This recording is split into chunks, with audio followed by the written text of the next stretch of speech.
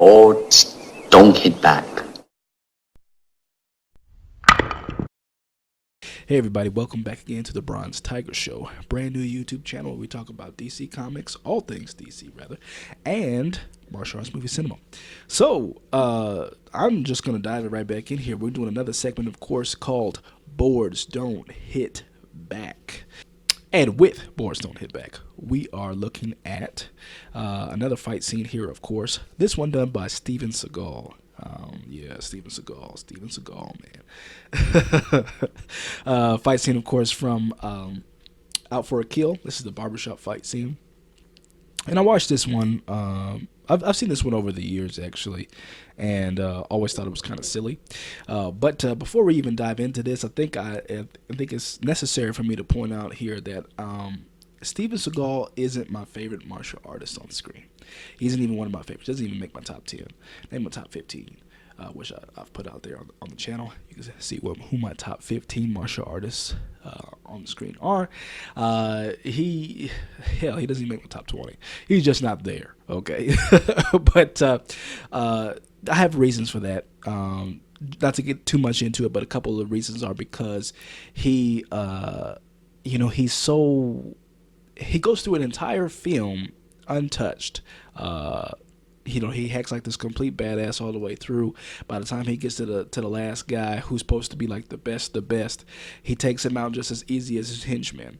There's no struggle. There's no conflict, really. He just kind of like trains through everybody, and I'm sure his hardcore fans like that about him, but I personally like a little bit more conflict. That's why I'm a little bit more of a Jean-Claude Van Damme fan than I am a Steven Seagal fan. Jean-Claude Van Damme always has like a hill that he has to go through, an uphill battle that he has to, you already know he's going to win, but it's nice to see, there's some form of conflict, there's some struggle there, that the person he's fighting up against is just as good as he is, whereas Steven Seagal just like mows down everybody through, and it's just boring. So that's just a couple of reasons, but I do have great respect for Steven Seagal, and the reason why I do is because despite his status of where he is as far as Hollywood goes, despite what people feel about him, despite of his questionable martial arts, which have been in huge question, he still does what he does. He still creates those movies, and especially within the martial arts genre, a genre right now which I think is struggling to say the least, he's still putting out those movies for his fans in the martial arts movie community. So that I can definitely appreciated by Steven Seagal, and from what I understand, it's through his own dime. So that's huge props to him. But we're going to examine this fight scene here. There are a number of things in which I wanted to go over, which I thought were kind of silly.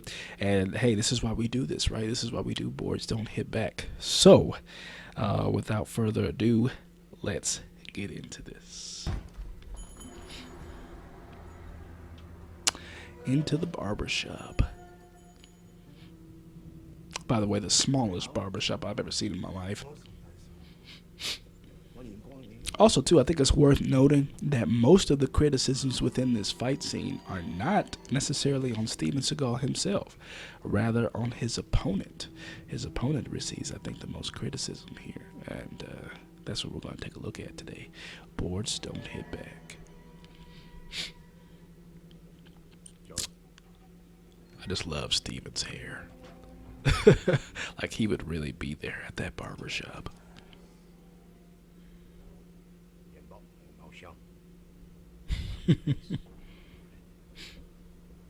Wrong face, my friend.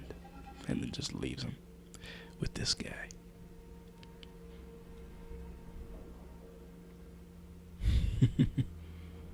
It's always calm, cool, and collected, right? Like nothing could touch him. It's annoying. And let's get into it. Nice little movie roundhouse kicks. And it's right here. Here's where we're going to start right here. Here's where we're going to start. Let me just first by point out that this little exchange, this hand-to-hand exchange, I'm going to slow this down here. This hand-to-hand exchange between Steven Seagal and his opponent is, I believe, by far the best form of choreography used by Steven Seagal in all his movies. And I know a lot of people are going to disagree with me on that, but let me make my case. First off, let me start by saying, and if you ever seen any of Steven Seagal's other movies, the choreography is loose at best. He usually has, his form of Aikido. This is the form of the style he uses. He wants to represent for, who he is, which is, I think, is amazing to pronounce that style for yourself.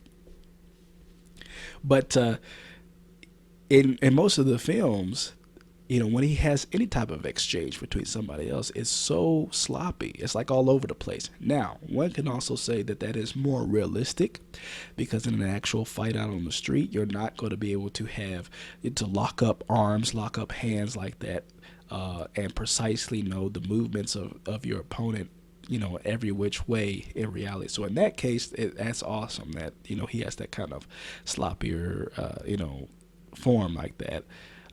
Knocking stuff away and, just looking like they're kind of hand slapping a little bit. But, to have it like this is more of, gives more of that movie standpoint, I guess that movie flair, to where he could be able to precisely lock up and everything. Because let's look at this one more time here. How he's able to lock that up and then push him back, right? That's amazing. And note there too that right after that, when that guy's doing the slow-mo backflip there, the next scene of Steven Seagal watching him do that backflip is Steven Seagal standing, not sitting anymore. But the next scene over, he's sitting back in the chair. So that's interesting. One other thing too that I got to point out about this scene is that there are a lot of cuts in this, and I'll explain why. And there's a lot of wire work. This fight scene is about 85% wire work, and that in itself is ridiculous. But we'll get into that a little bit here. This fight scene is not too long. It's about 2 minutes and some change. But let's check this out.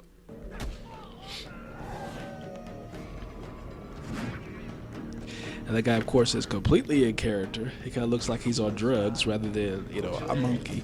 But, of course, we've got the Aikido fighting style of Steven Seagal and the Kung Fu monkey style of his opponent. And here's where things get silly. Look at this. So this man, remember I said earlier, more criticisms to his opponent than him. This man decides to do several 360s in the middle of this very small barbershop. Now, in the first scene, he started off in the corner. He actually started in the corner of the barbershop. And then when we see him actually in midair, he's like in the middle. He's doing several 360s here in midair, right? All for one kick that then Steven Seagal comes in and catches him. And then from here on out, it kind of plays like, they're all dancing with the stars, like a ballerina act. But note how silly this is. Of course, this is just a movie. But even by movie standards, that is a ridiculous move to do. You've literally jumped in midair, did like 360s, for one kick? Come on. Now, of course, he's using a monkey style or a kung fu form of martial arts where they use the style of a monkey. Of course, back in those days, they used different styles of animals. Of course, you've got crane, you've got mantis, you've got monkey, just to name a few. And what the masters used to do then is to study the movements, of course, of these animals, and then interpret those movements and stuff within their own styles. So the idea, of course, is to embody that animal and to use the beast-like qualities in your art. But just because you want to mimic what this particular animal does not mean that you have the ability now to do what this animal does. Hell, I don't even think monkeys can do what he's about to do, but he does it regardless. So Steven has thrown him into this wall, and now he is going to proceed to crawl, less like a monkey, more like a spider. Across the wall. Let's just stop it right there in his reaction. So he crawls across this entire wall.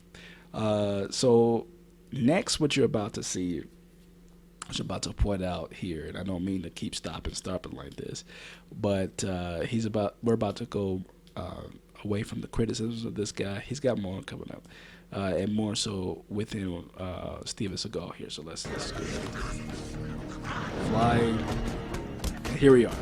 So what I wanted to point out here on Steven's behalf is the use of a stunt double. Now, of course, I would think every martial arts actor or actor for that matter uses a stunt double. Nothing unusual about that.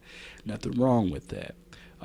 Stunt doubles, of course, are primarily used when there's a particular acrobatic move or anything like that that the actor can't perform, or of course the actor is valuable, so you have someone come in and perform those death-defying stunts or things like that in their place, because the actor is valuable, and that's what the stunt double's job is to do, is to perform those death-defying like stunts, save the actor from injury, and to actually perform whatever kind of acrobatic or anything like that properly, which the actor cannot perform.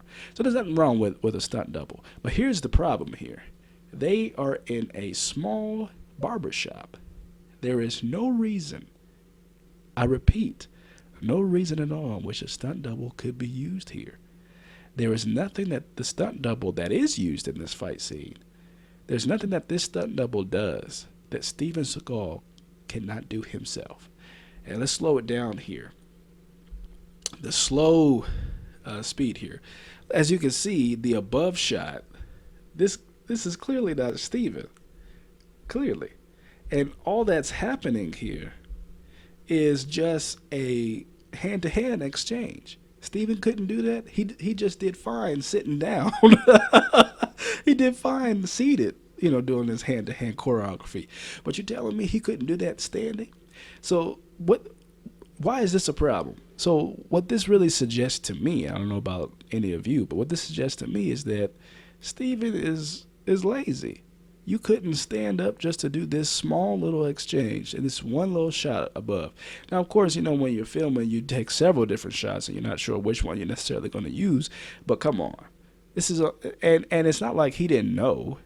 Like I said earlier, this is based off, a lot of these movies are created on his own dime. And I'm sure he had a hand in the choreography here. But it's like he just sat down and was like, oh, I'm too tired, or I'm just eating a sandwich or something. He just let this guy come in. So some of the things that's wrong with this. One, like I said, it suggests that maybe you're lazy. You just want to sit and have a sandwich or something. Two, that's you're over, spending for a stunt double that wasn't needed at all. And three, which I think is probably the real reason why they use this stunt double here, is because, they want to portray an image for Steven, right? So this guy, clearly, if you look at him here, is clearly thinner than Steven is. Okay, clearly. And they kind of put that coat on him, made it extra big, to kind of show some type of, to show like, hey, this a little bit closer to Steven's body type a little bit, but it looks way too big on him. It just looks silly. If you want to, I feel that if you want to definitely show off the art, you show off Aikido, you want to be as authentic as possible. So you want yourself to be there performing these moves. And this is the only time he uses the stunt double. Again, look how small this barbershop is. There's nothing done here that Steven could not do himself. It's just really silly. Kind of, as we get into this here, let's keep going here.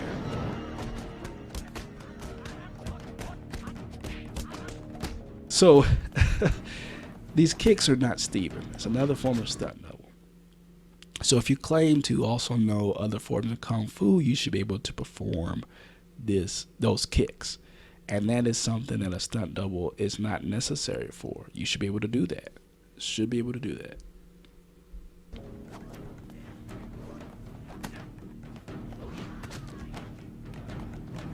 And more of an exchange there. Nice little flip.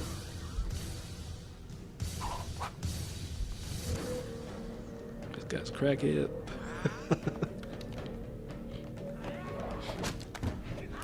And here we go.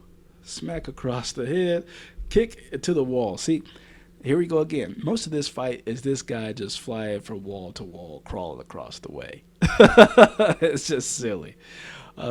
Too many ropes. Now, I will say that this fight scene for Steven Seagal, compared to all the other movies that he's been in and the other fight scenes he's had, I think this is the most unique fight scene, and that's really good because it really goes outside of his wheelhouse of just being so passive with the Aikido art. I mean, so it's really cool to see him actually do a fight like this, but it's just too much wire work. It's too silly.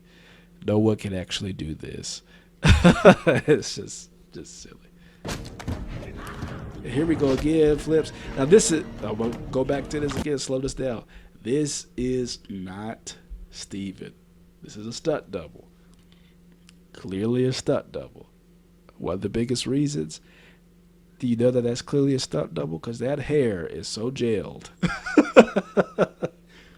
But the reason why, of course, back again, there was no need for a stunt double here. All this guy's doing was slow it down, is flipping him and bringing him back over. It's just I think at one point in here you can see that these sleeves are like too big for this guy. The coat's too big. You can clearly see. Look at that. It's like this guy was attacked by the Little Rascals in a giant trench coat. Just too much, man, too much. So all he did was flip him. We'll go back one more time. All he did was flip him, slow motion, flip him, and then cut to grabbing him, right?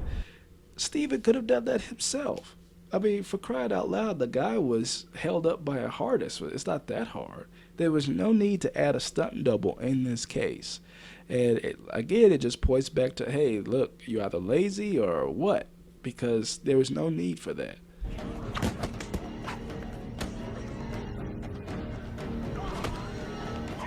Here this guy goes, grab, all the wall. Crawling again. Grab his leg. Oh, man. And he just dies. The man who killed my wife.